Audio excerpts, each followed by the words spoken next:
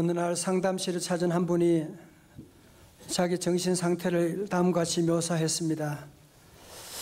나는 내가 무엇을 하고 싶은지 모르겠습니다. 무엇을 갖고 싶은지도 모르겠습니다. 아니, 내가 누군지도, 내가 어떻게 살아야 되는지도 모르겠습니다. 난 혼자 사는 것을 견디지 못합니다. 나는 끊임없이 애정의 대상을 찾아 방황하게 됩니다. 그리고는 또 그런 대상에게 버림을 당하지 않을까 늘 두려워합니다. 나의 대인관계는 성난 파도처럼 요동치며 어디로 튈지 모르는 공처럼 예측하기가 어렵습니다. 나는 정서적으로 늘 불안을 느낍니다. 이런 불안이 심해지면 자살 충동을 느끼는 때도 종종 있습니다.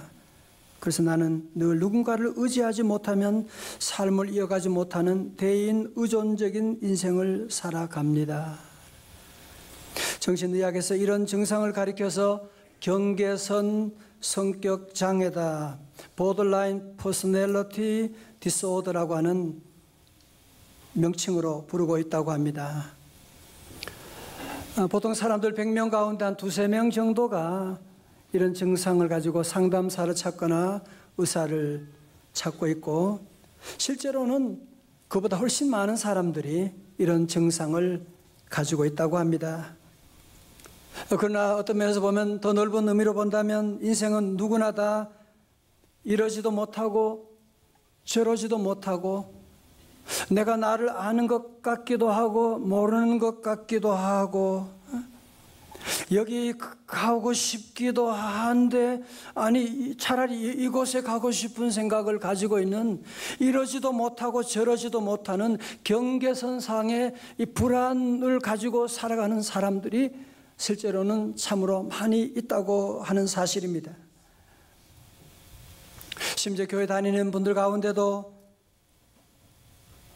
교회에 나가지만 신앙생활을 제대로 하는 것도 아니고, 그렇다고 하나님이 없는 것 그렇게 믿는 건 아니야. 그것도 아니고, 그러면서 이 경계선상에서 불안불안하게 신앙생활을 하는 사람도 많이 있다고 그렇게 말들 하고 있습니다. 특히 오늘 본문에 나오는 주인공 사마리아 여인은 정말 이 경계선 성격 장애를 가지고 있는, 어디에도 소속하지 못하고 이러지도 못하고 저러지도 못하고 하는 그런 사람의 대표적인 사람이라고 말할 수가 있을 것입니다. 앞에서 나온 니고데모도 사실은 그랬거든요.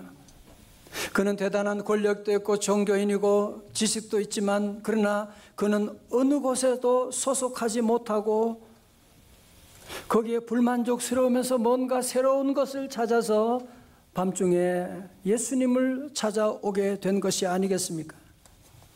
자, 오늘 본문에 등장하는 이 사마리아 여인은 니고데모와는 전혀 상반된 인물입니다. 니고데모는 그는 대단한 이름을 가지고 있는 사람이지만, 사마리아 여인은 이름도 몰라요, 성도 몰라요. 그래서 사마리아 유대, 여기 나오는 니고데모는 그는 유대인이었거든요. 그러나 사마리아 여인은 이방인이었습니다. 유대인들은 이런 여인을 아주 개 취급하는 상종도 하지 않았습니다. 니고데모는 그 당시에 정치적인 대단한 권력을 가지고 있는 국회의원보다도 훨씬 높은 지위에 있는 사람이었지만, 사마리아 여인은 아무런 지위도 없는 비천하고 비천한 여인이었고, 니고데모는 대단한 교육을 받은 사람이었지만, 이 사마리아 여인은 아무런 교육도 받지 못한 무식한 여인이었습니다. 더 큰 차이점은 니고데모는 그래도 예수님을 찾아서, 밤중이지만 예수님을 찾아갈 만한 용기가 있는 그런 사회적인 위치가 있는 사람이었지만, 이 사마리아 여인은 예수님을 찾아갈 수도 없는, 예수님을 찾아갈 만한 용기도 없는, 세상에서 버림받은 그런 비천한 한 여인이었던 것입니다. 우리 한번 같이 본문의 말씀으로 들어가 보실까요? 자, 요한복음 4장 1절입니다. 다 같이요, 시작. 예수께서 제자를 삼고 세례를 베푸시는 것이 요한보다 많다 하는 말을 바리새인들이 들은 줄을 주께서 아신지라. 아멘. 여러분, 말씀드렸지만 이 당시에 예수님과 세례 요한이 요단강에서 세례를 베풀고 있는데, 주변에 사람들이 자꾸 그런 얘기하는 거예요. 누가 세례를 더 많이 베풀었다, 어느 교회가 더 크다, 그런 얘기를 하고 자꾸 이 경쟁 의식을 유발시켜 가지고 서로 비교하고 충돌하게 만들려고 하는 그런 사람들이 많이 있는 거예요. 우리 인간은 자꾸 남과 늘 비교하려고 하는 사단의 방법인데, 예수님은 이런 불필요한 마찰을 피하셔서 유대 지방을 떠나가시게 된 것이거든요.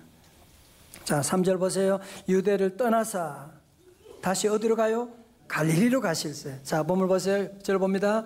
그러니까 이제 예수님의 출발지는 어디냐면 유대예요. 예수님의 목적지는 어디로 가고 있는 거예요? 갈릴리. 그러면 예수님의 경유지는 어디예요? 사마리아. 되시겠죠? 그죠? 자, 보세요. 4절에 사마리아를 통과하여야 하겠는지라. 해부투 동사를 사용하고 있잖아요. 참, 통과하여야 하겠느니라, 이게 무슨 말인가요? 여러분, 이제 우리가 함께 말씀을 보면서 아마 많은 분들이 지도가 보일 거예요. 이제 이스라엘은 3도가 있다고 말씀드렸죠. 제일 북쪽 지방은 뭐라고요? 갈릴리. 중부 지방은 뭐였어요? 사마리아. 남부 지방은 유대. 전부예요. 자, 오늘 그런데 4절의 표현이 좀 이상하지 않습니까? 사마리아를 통과하여야 하겠는지라.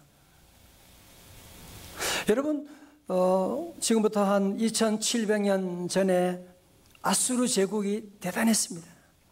지금이 시리아인데요. 이 아수르 제국이 북쪽 이스라엘을 멸망시켰어요. 그리고는 유대인의 혈통을 다 없애버리기 위해서 거기 있는 27,000명의 유대인들을 아수르로 끌고 갔어요. 그리고는 아수르에 있는 여러 나라 잡족들을 다 한 3만 명 가까이를 북쪽 이스라엘의 수도인 사마리아에 풀어놓았습니다. 그러니 어떻게 되겠어요? 사마리아에 있는 사람들은 혼혈족이 만들어지게 되는 거예요. 혼합신앙이 만들어지게 되는 거예요. 그러니까 유대인들은 순수 혈통을 늘 강조하고 그런 사람인데, 저 사마리아 사람들 저것 봐, 혼혈족에다가 혼합신앙을 가지고 있겠다. 그래서 그들과는 아예 상종조차 하지 않는 거예요. 심지어 길을 갈 때도 여러분 지도를 보시면 아시지만 사마리아를 통과하면 갈릴리로 직접 간단하게 갈 수 있는데도 모든 사람들이 다 사마리아를 비껴가지고 지중해로 가든지 아니면 저 요단강을 건너가지고 한참 돌아서 가는 거예요.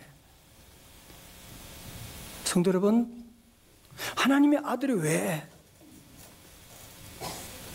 사마리아로 가셔야만 하느냐 말이죠.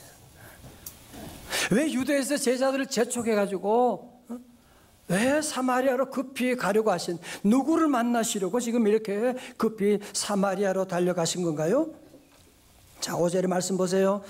사마리아에 있는 수가라고 하는 동네에 이르시니 야곱이 그 아들 요셉에게 준 땅이 가깝고. 6절 말씀이에요. 다 같이 시작. 야곱의 우물이 있더라. 예수께서 길 가시다가 피곤하여 우물 곁에 그대로 앉으시니 때가 6시쯤 되었더라. 아멘. 여러분께 유대인의 시간은 간단해요. 더하기 6을 하면 돼요. 그러니까 6시더라고 하니까 우리 시간은 몇 시겠어요? 12시. 산수 잘하시네요. 12시다는 거죠. 제가 여러분 같이 말씀 읽으면서도 성경을 같이 읽자고 하는 이유가, 어떤 분은 귀찮게 목사님 혼자 읽으시지 그럴 수 있는데, 그렇게 한 이유가 뭐냐면 여러분 자꾸 말씀 읽으셔야 돼요. 말씀 보고 집에 가서 여러분이 혼자 성경 말씀 읽을 때도 이렇게 자꾸 훈련 받으면 쉽게 말씀이 읽어지게 되고 잘 보여지게 되는 거죠. 자, 오늘 여러분 이 말씀 가운데 특별히 우리가 우물에 대한 얘기가 나오거든요. 여러분 요즘은 우물이 다 어디 있어요? 집에 한 발 두 발만 걸어가면 우물이 있는 거예요. 수도꼭지만 틀면 물이 싹 나오게 되는. 여러분이 정말 얼마나 좋은 시대에 살고 있는 거 감사하지 못하는 분이 많아요. 제가 어릴 때만 해도 저희 동네에 이 수도 같은 게 당연히 없었죠. 우물이 있었는데 우물이 적어도 한 500m 이상 되는 것 같아요. 먼 데 가서 물동이에 물을 져가지고 집에 왔던 그런, 어릴 때도 제가 그랬던 기억이 나는데, 여기 사마리아 수가성에도 가까운데 물이 없어요. 그래서 한 2km 정도 떨어져 있는, 2km가 꽤 멀지요. 그 야곱의 우물이라고 하는 곳까지 가서 사람들이 물을 길러오는 거예요. 야곱의 우물이라고 하는 것 보니까 거의 한 우물이 한 2000년 가까이 된 그런 우물이었습니다. 여러분, 이쪽은 사막 기후니까요, 물 들어오면 언제 올 것 같아요? 아직 해가 뜨지 않는 아침 시간에, 대부분의 사람들은 아침 시간에 물 들어옵니다. 혹은 저녁에 해가 진 다음에 물 들어오게 되는 거죠. 그런데 이 사마리아 여인은 동네 사람들이 다 자기를 욕하니까, 자기 대 수근수근 거리니까, 자기만 싫어하는 것 같아요. 왕따 하니까. 그래서 대인기피증이 있고, 그래서 그 사람들을 만날 수가 없고, 아무도 나오지 않는, 태양볕이 뜨겁게 내리쬐는 그 시간이지만 아무도 나오지 않은 그 시간에 정오 12시에 야곱의 우물가에 물을 길러 가게 된 것입니다. 아무도 없을 줄 알았는데 누가 거기에 기다리고 계신 거예요? 하나님의 아들 예수님이 거기에 와서 기다리고 계셨던 겁니다. 성도 여러분, 오늘 우리는 권력 있는 사람, 돈 있는 사람, 니고데모 같은 사람 만나는 거 너무너무 좋아하지만 우리 주님은 그렇지 않으세요. 이 시대에 가장 무시당하고 없인 여기는 어느 누구도 그들과 상종하지 않은 사람이지만 우리 주님은 이 여인을 만나시기 위해서, 구원하시기 위해서 유대 땅에서 사마리아까지 무려 72km가 넘는 직선도로도 그렇게 먼 거리인데 모래바람을 맞으면서 주님은 재촉해서 그곳까지, 사마리아까지 많은 사람의 만류를 물리치고 통행 금지구역인 그곳까지 올라가셨다고 하는 말씀을 보면서 제가 얼마나 울었는지 몰라요. 아, 주님의 마음을 나는 너무 모르고 있구나. 아, 주님은 사마리아 여인과 같은 나를 찾아서 하늘 영광 보좌 버리시고 이 땅에 찾아오셨구나. 그 주님이 오늘, 여러분 정말 오늘 부끄러워서 한쪽 구석에 앉아 계신 분 있을지 모르지만 주님 바로 여러분을 위해서 찾아오신 줄로 믿습니다. 이제 우리 주님께서 먼저 말씀을 거세요. 여러분 오늘 이 말씀을 잘 보시면 여러분이 대화법, 인간관계법, 리더십, 여러분들이 생각하는 모든 문제를 푸는 열쇠가 오늘 여기에 다 나오는 거 보십시오. 7절에 사마리아 여자 한 사람이 물을 길어 왔으며 예수께서 뭐라 그랬어요? 물을 좀 달라 하시니.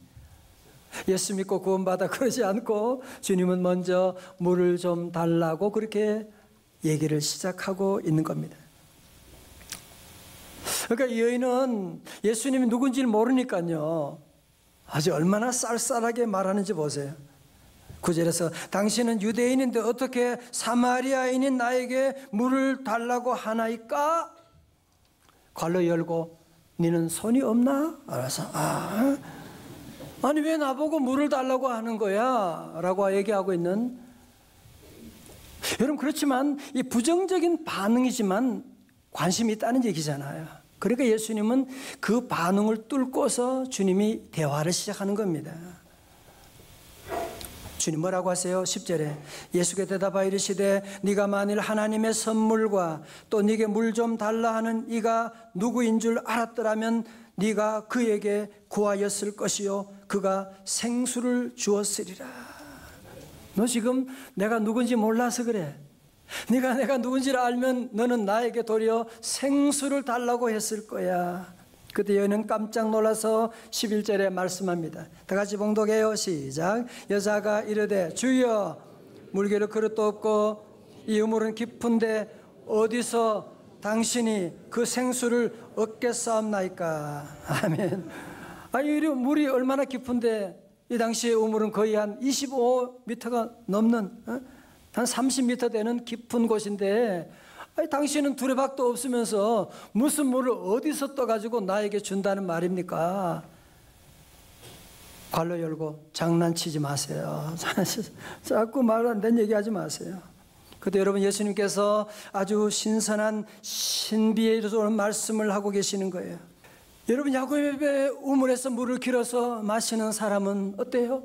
이 물을 마시는 자는 어떻게 돼요? 다시 목마르게 되죠. 다시 저녁에 물 뜨러 또 와야 돼. 또 물 먹고 내일 아침에 또 물 뜨러 또 와야 돼. 여러분 아세요? 세상적으로 세상이 주는 물이라고 하는 세상의 권력, 세상의 돈, 세상의 즐거움, 쾌락, 어느 것도 우리에게 만족을 주는, 가진 사람은 더 가지고 싶은 거야. 조금 더 가지고 싶은 거야. 권력을 가진 사람은 조금 더 높아지고 싶은, 아니 남 얘기가 아니잖아요. 우리도 마찬가지죠. 우리가 이만하면 얼마나 큰 복을 받아도 우리의 마음속에는 늘 조금 더 가졌으면, a little more, 조금 더 가졌으면 하는 그런 생각을 가지고 있는, 우리가 보면 재벌 같은 분들은 돈이 그렇게 많은데 절대로 만족함이 없어요. 만족하는 사람 한 사람도 없어요. 어떻게 하든지 더 긁어 모으기 위해서 수단과 방법을 가리지 않는 것을 우리가 얼마나 많이 보게 됩니까? 왜? 이 물을 마시는 자마다 다시 목마르려니와. 여러분이 찾고 있는 어떤 것도 마찬가지. 아니 여러분이 지금 목마르다면 얼마나 많은 것을 여러분 가져야 다시는 목마르지 않겠습니까? 배고픔을 진지로 채울 수가 없는 것처럼 우리의 심령은 세상의 어떤 것으로도 우리에게 참다운 영혼의 만족함을 줄 수가 없는 것입니다. 여러분 세상에서 갖는 그 복은 좋은, 무슨 여러분이 뭐 대단한 음식을 먹어도 배고프게 되는 거죠. 대단한 곳에 여행을 가도 그거 지나면 아무것도 아니고 다시 목마르려니와. 내가 주는 이 물을 마시는 자마다 영생하도록 그 속에서 솟아나게 되리라. 여러분 예수님 만나게 되면 예수님이 주시는 이 기쁨이라고 하는 것은 술 마시고 오는 그 기쁨하고는 비교할 수가 없는, 술 한 잔 마셨을 때 그 기쁨은 몇 시간 가요? 잠깐 다. 여러분 세상의 모든 축복의 특징은 일시적이라고 하는 겁니다. 그러나 하나님의 축복의 특징은 뭐예요? 영원하도록 솟아나게 되는. 여러분 저도 그랬어요. 저도 예수님 내 구주로 만나기 전에는 늘 불만족스러웠어요. 사는 게 다 불만족스러워. 세상의 모든 구조, 정치 구조, 경제 구조 다 불만족스러웠어요. 사는 게 늘 귀찮다 그랬어요. 제가 늘 그때 많이 썼던 단어가 귀찮아. 귀차니즘의 제가 대표 선수였어요. 그런데 예수님을 나의 구주로 영접하고 주님이 내 마음에 들어오시면서 뭐 비록 대단한 거 가진 것도 없음에도 불구하고 내 마음에 주님이 늘 기쁨을 주시고, 내 마음에 기쁨을 주시고 필요하면 물질을 주시고 축복을 내려주시고, 그 주님이 제 가는 곳에 미국 유학 갔을 때, 가정에 어려움이 왔을 때 그때마다 주님이 늘 동행해 주시고 늘 채워주시고 이곳까지 인도해 주셨어요. 자, 이 사마리아 여인은 영원히 목마르지 않는 그 물이 있다고 하니까 그래요. 15절에 나도 그 물 마시고 싶은데요. 여자가 이르되 주여 그런 물을 내게 주사 목마르지도 않고 또 여기 물 기르러 오지도 않게 하옵소서.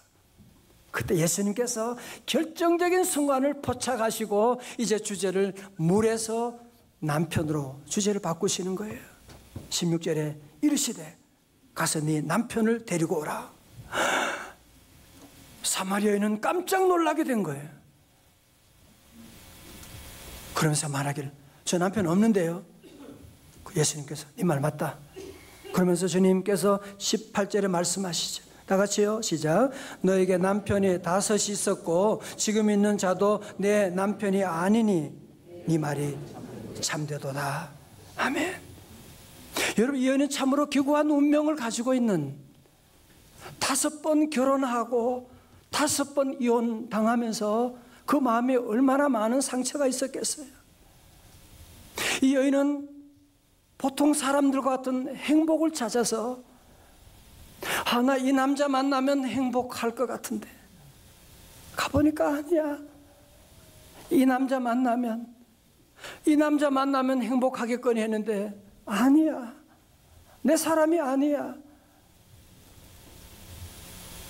오늘도 얼마나 많은 사람들이 행복을 찾아서 이 남자 만나고 저 남자 만나고 이 여자 만나고 저 여자 만나고 이거 해보기도 하고 저거 해보기도 하고 이 교회 가보기도 하고 저 교회 가보기도 하고 이 학교 가보기도 하고 저 학교 바꿔가기도 하고 계속 바꿔보는 거예요.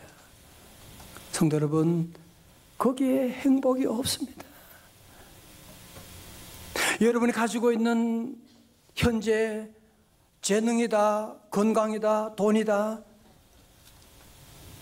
그거 여러분의 것 아니에요. 언젠가는 사라질 날이 곧 오는 걸 여러분이 아셔야 돼요. 그러므로 우리 성도들은 오늘 말씀 가운데서 우리가 세상에 주는 물을 자꾸 여러분이 찾아다니고 사마리아인처럼 이렇게 방황하면 안 된다는 것이에요.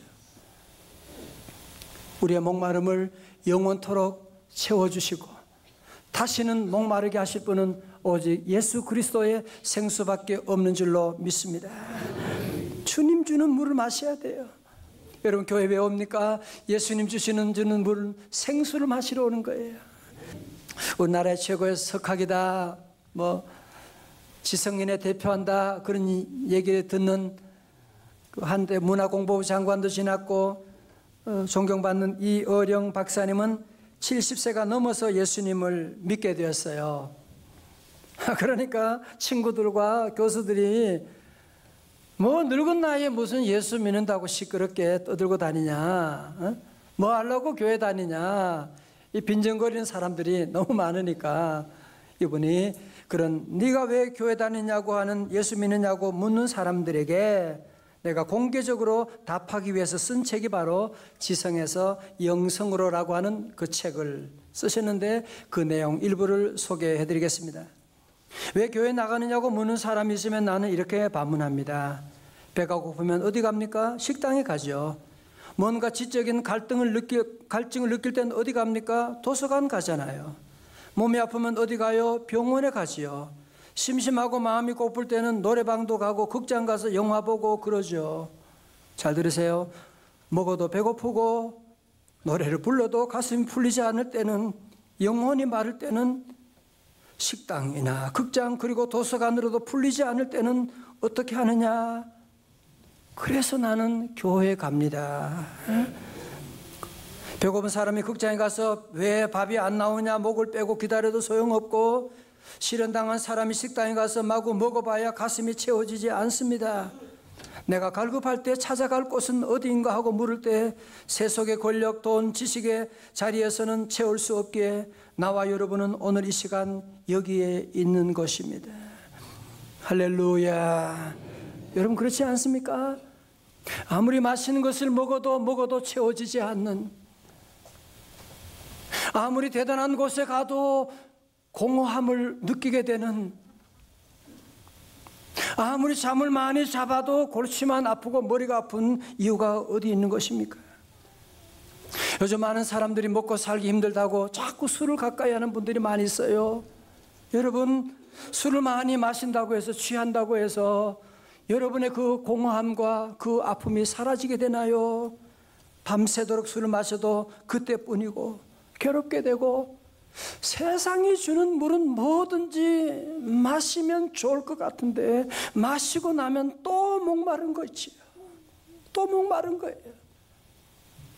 여러분, 초대교부 어거스틴은 30평생 살면서 이단에 빠지고 사생아를 낳고 어머니 모니카가 아들 위해서 얼마나 울었는지 몰라요. 그런데 그는 31살에 주님 만나게 되고 주님께 돌아오면서 방황 끝에 그가 유명한 말을 남겼어요.